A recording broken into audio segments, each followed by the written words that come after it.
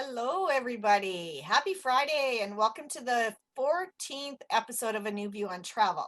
I'm your host, Tammy Prost with Tropical Escapes, Destination Weddings and Travel, Inc., located in Saskatchewan. And we have Christine joining us live from Mexico. Buenos dias, Christine. ¿Cómo estás? Muy bien, muy bien. Yes, I'm Awesome. here in fabulous sunny Mexico, and it is amazing.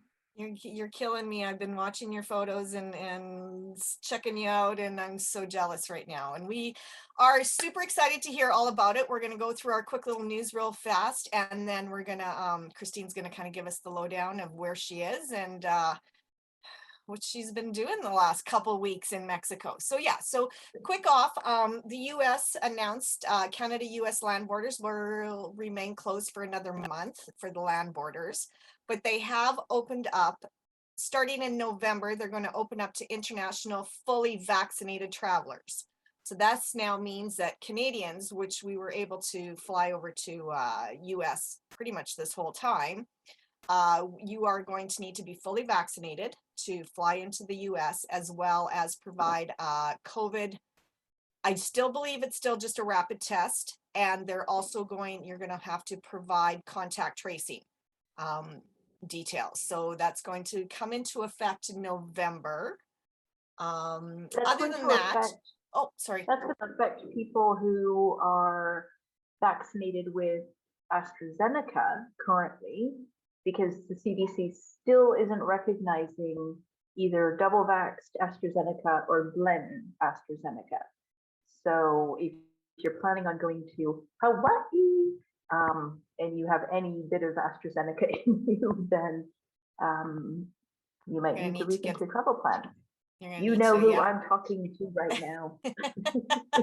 Yeah, so that's right. So there's going to be, I guess a little bit of upset clients there if they were thinking that they were heading out anytime soon before, I guess, boosters come out or whatnot. So yeah, so that's kind of it on that front. We also have found out that you no longer need, these are going to be for Canadians, you no longer need to have a PCR test to enter into the Dominican. You will be subject to a random temperature test upon arrival, as well as a breath test will be administered at the airport upon landing. Cuba as well has updated the requirements again, and you do not need a COVID test to enter. You will need to provide, Cuba's changed their entry requirements and no PCR test upon arrival, because they were asking for you to also have the test upon arrival. So they've kiboshed that. So you're good to go, get in, no testing. But you must show that you are fully vaccinated within that 72, and a PCR test, negative PCR test within 72 hours before entering into Cuba, starting November 15th. St. Lucia is test before you go. My God, now I'm all confused. Yeah. Incoming Canadian travelers must show that they are fully vaccinated. If they are not vaccinated, they must submit a negative PCR test. So if you're fully vaccinated, you're good. Sorry, I missed a line there. So if you're not fully vaccinated, you're going to need to have a negative PCR test upon arrival. Okay.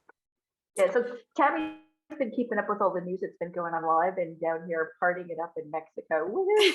And yeah, so when you're hearing this, I'm learning this as well. So yeah, well, we're all getting updated. Yeah, exactly. So yeah, if you need more clarification, please let me know, because I'm just flying by the seat of my pants right now.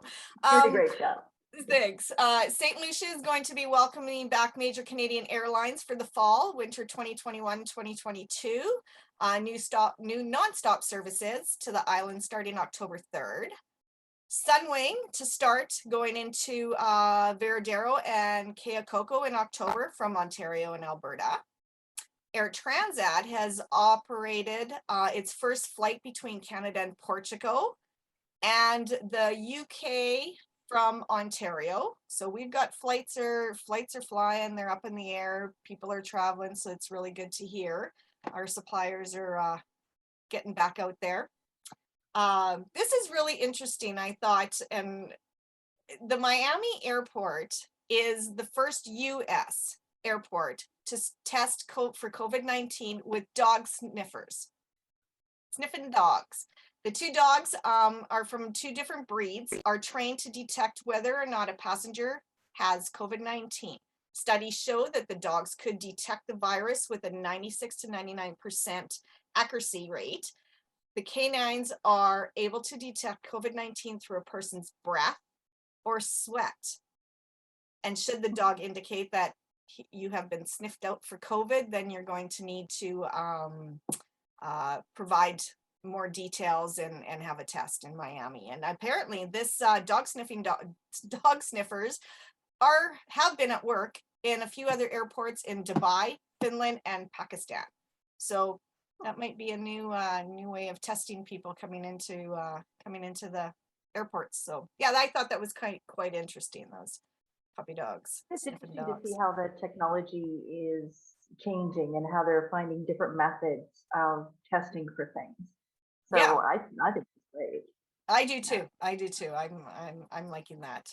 And then just a few quick notes on just some of the new resorts and resort updates. There's a new resort with AMR, the Zoltry Carousel resort is going to open up in November. And the Secrets Resorts and Dreams Bahamitas Surf and Spa, the new resort that opened up in Puerto Vallarta, they are going to have some construction, not some construction, but they're going to be completing some additional enhancements to the rooms. Apparently with the last storm that went through, they realized that some doors and balconies and whatnot needed their doors to be resealed and weather stripped. So that's just a new enhancement going on there. So there might be some rooms that they're going to work on. It's not going to enable anybody stay there. They're going to be able to still enjoy their stay there, and while the workers are working on rooms in other sections. And other than that, I know I just really kind of quickly went through all this news. We've got a little bit on cruising if Christine wants to just give us the update on that. And then I'm just so excited to hear how she's doing. I think that's why I'm blasting through this so fast. Yeah, so there's not a whole lot of cruise news. The CDC has, as things continue to change, the CDC has decided that they will allow cross-vaccination for cruising. But this is only Pfizer and Moderna, so it's the mRNA vaccines that are combinable. If you've had any version of AstraZeneca, still no go. But as things evolve, fingers crossed that'll change soon. The world's largest cruise ship, the Royal Caribbean Wonder of the Seas, is setting sail March 22nd. That's been announced. They're going to be setting sail from Fort Lauderdale, and they're going to be cruising to the Caribbean. So that's going to be quite the interesting thing. Now, of course, they're all operating on reduced capacity. So what a great opportunity to be on one of these grand ships, yeah, but without 1,000 people. well, you might have 1,000 on that one.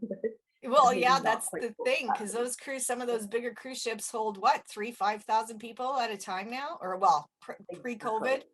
I'll have to do more investigating as to how big this world's largest cruise ship is going to be. But yeah, it sounds exciting, and it's also going to be making its way over to Barcelona and Rome in May. So you got a few different cruise itineraries if you wanted to take advantage of that one. Yeah, for sure. Yeah, and then Carnival is the first cruise line that's going to be resuming from New Orleans. So some interesting stuff there. Things are moving, traveling's happening. So yeah. So with that being said, Christine, let's hear about this new wonderful resort that you're at. Grand opening was this week, the official grand opening, I believe, right? Well, they opened on the 15th. Yeah, and they said that the grand opening was the 22nd. Now, I thought that was interesting because I want anything different going on here.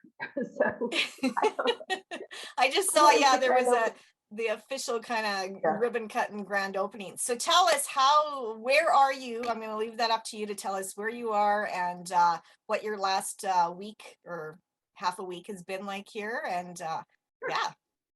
Yeah, okay, well, so I'm going to start off by saying I'm in a happy place. This is included in the minibar. Cheers. Salud. It is a hard cider, I think they call it, hard seltzer. And this is included in the minibar. It's refreshed daily. You get Modelo's and stuff like that, but they also have these. They're called 𝒕𝒓𝒐𝒏. It's half a gram of carbs. It's 88 calories, 4.4% alcohol, and it's really tasty. What kind of flavor? This one is red fruit flavor, but it's not too sweet. I had one mandarin. I will say is my favorite. You get 3 in the room: mandarin, red fruit, and lime, and or citrus. And my favorite is the mandarin. The rooms are great here. You know, we're the first people sleeping in the beds. We're the first people sleeping in those sheets. I've already sent my apologies to my sales rep for Hyatt because I'm taking really long showers here. It's like the spa extension. The showers, they have rainfall showers, and it's like water therapy. It just feels so amazing. And the towels are big. They're like the bath sheets, you know, the really big ones that actually wrap around you as opposed to like a net serviette. And they're soft and fluffy, and they're just fantastic. So those are some little basic things that I love. But the service here is fantastic. All of the servers who we've interacted with know us by name. It's the same for everybody here. And that's just what they're doing. It's something that's just so welcoming, and it's not easy. You know, I'm like, oh, is that Abel or Emilio? I can't remember. And so then you really have to try too, because if they can remember your name, surely you can make an effort to remember their name. Right? Exactly. Yes. But yeah, it's been fantastic. I know the weather said it was going to rain every day. It has rained a couple of times, but it's those, you know, power showers where it storms down for like 8 minutes and then it's done, and then the sun comes back out. That's the tropical for you. Oh, yeah. Look at that. Beautiful. I was kind of doing a little bit of research on the resort just because it's new. I heard there's like 10 restaurants and 7 bars. Have you been able to experience all of them yet, or? No, we haven't been here long enough to try all of them, but it's pretty amazing if you get hungry during the day. I don't know what they're doing today. Every day they come around with samples of stuff. So yesterday it was bruschetta with different toppings. The day before it was hamburgers. The day before that it was pizza. You get to take a piece and try it. If you want food or drinks to your lounge chair, either at the pool or at the beach, they bring it to you. Nice. Like mic drop, right? Yeah. Yeah, and the food here has been extraordinary. You know, the chefs, they're always coming by and asking how things are. And it is absolutely, this is a foodie resort. I saw pictures before we got here, and then tasting the food, it looks and it tastes and smells just as good as it looks. Last night I had beef tenderloin in mole sauce. Okay, get me on a flight. I'm coming. I'm meeting you. It's just fantastic. The night before we had sushi.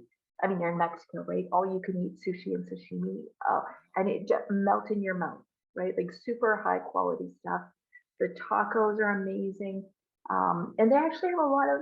I was really surprised at all the resorts that we've been to. There's a lot of vegan and vegetarian items on the menu. And my sister-in-law is vegetarian, so I've been trying some of the different things. Last night I had a cured watermelon wedge for an appetizer. It was cured in tequila, and it had some of that cotija cheese on top, and I think a bit of basil or something. Like, yeah, everything is so delicious. They have a gym. I've just decided I might as well put my shoes in my suitcase because it's just I'm not going to bother. I had ice cream for dessert. I mean for breakfast I could. They have waffle cones. They have a waffle cone, like a bowl, or you can get a waffle cone, and they have chocolate waffle cones. So I was like, I'm having that for breakfast Waffles because for I'm an adult breakfast. and I can, right? Waffles for It was breakfast. blackberry cheesecake ice cream. It was Oh my goodness. delightfully fresh, sweet, creamy. Oh, Christine, you're killing me. You're killing me with this Yeah. food. How But is you know what? how is the check-in and COVID safety protocols going on at the resort?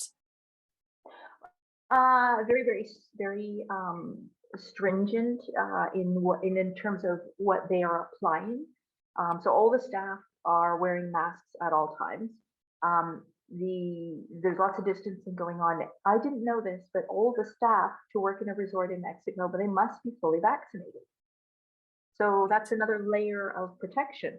Also, fun fact, a lot of the guests that are here and every other resort that we've stayed in, a lot of them, you know, we get chatting with them and they're nurses, they're physicians, they're in healthcare. So what's interesting is they understand what the risk is and they've taken it and they're having a great time and, you know, they're getting their tests done and off they go home. They do offer the testing right here at the resort, and that's been the same at Santos Cancun, Dreams Aventuras Riviera Maya, as well as here, Hyatt Ziva Riviera Cancun. You pay extra for the Canadian PCR test. It's 140 American dollars per person. Okay. And you go to one of the rooms and get the test done and they email you the results. Easy peasy. Good to So, know. Good so to that know. part's been really good. I was quite anxious before I came down here because you just don't know. You don't know. And so many people from Canada haven't been anywhere for 18 months. And so coming here, I have another trip booked for next month in October. And I was like, well, if it's going to be a hassle, if it's going to be uncomfortable and anxiety ridden, we can just cancel October. It's no problem. It's fully cancelable, no problem. But I'm going. I am 100% going. If anything convinced me of how comfortable it is here, and I mean, the plane was full. The plane was full and it was operating just like normal. All food, all drinks, no problem. Good to know. I mean, it's you wear a mask. That's the only thing that's different, and you're distancing. Which is what we've all been knowing, what we've all experienced over the last 19 months. So that's nothing new either. So as long as you feel that you can keep your distance, keep up with the safety protocols, you should be able to travel and travel safely. And that's good. Good to hear that things are improving and travelers are traveling and they're finally, saying, let's get going.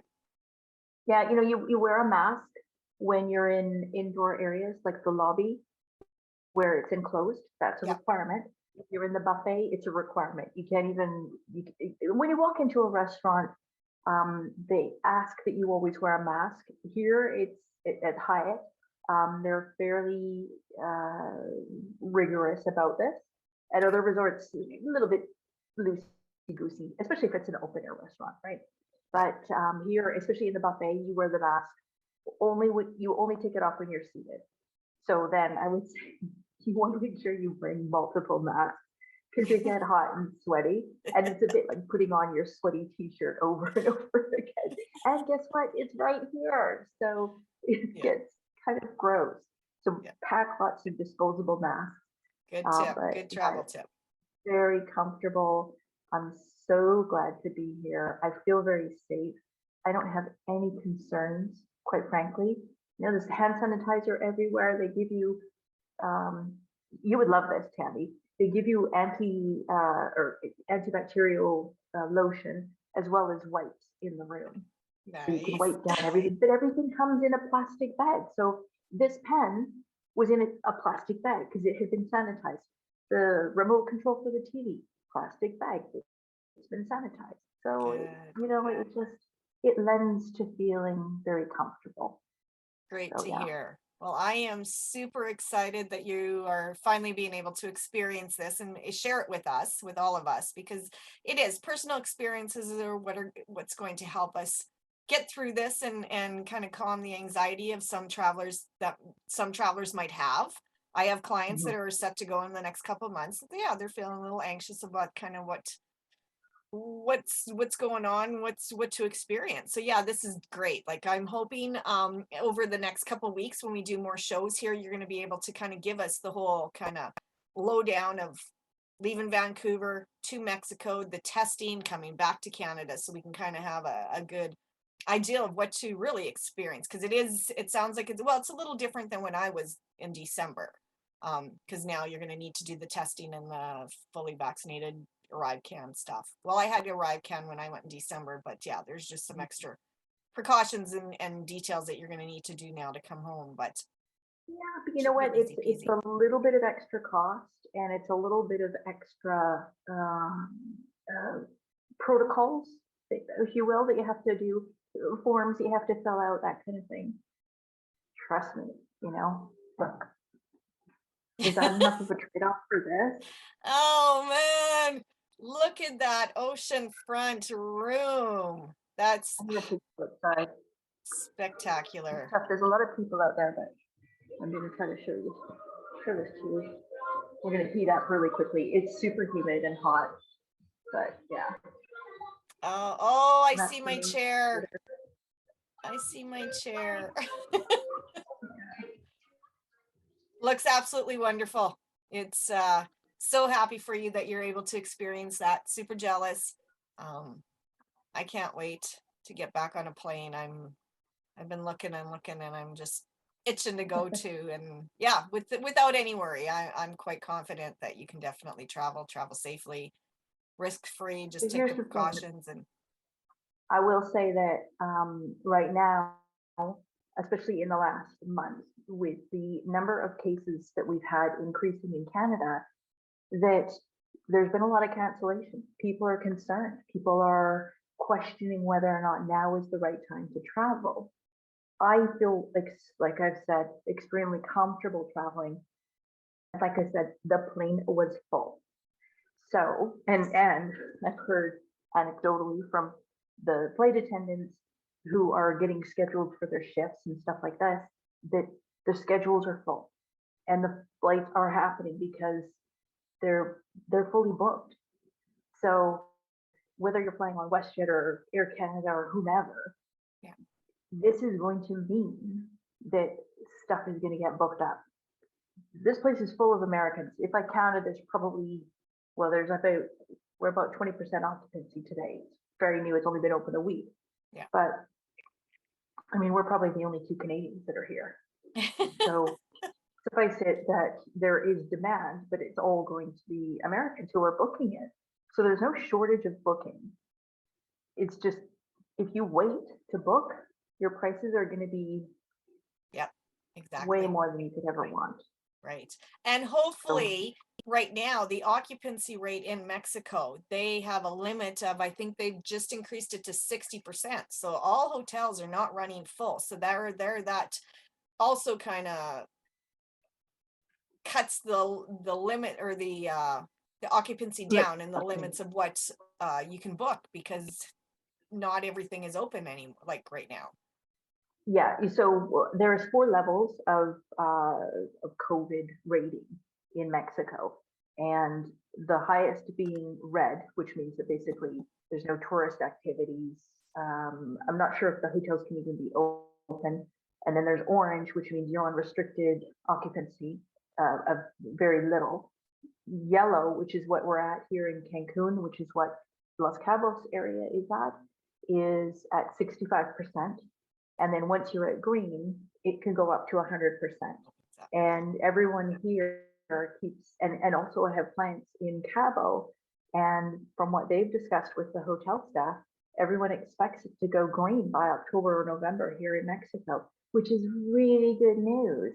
And honestly, I'm not seeing or experiencing anything to suggest otherwise. Like in Los Cabos, that area has, from what I've seen, if I'm reading this information correctly, 34 active cases.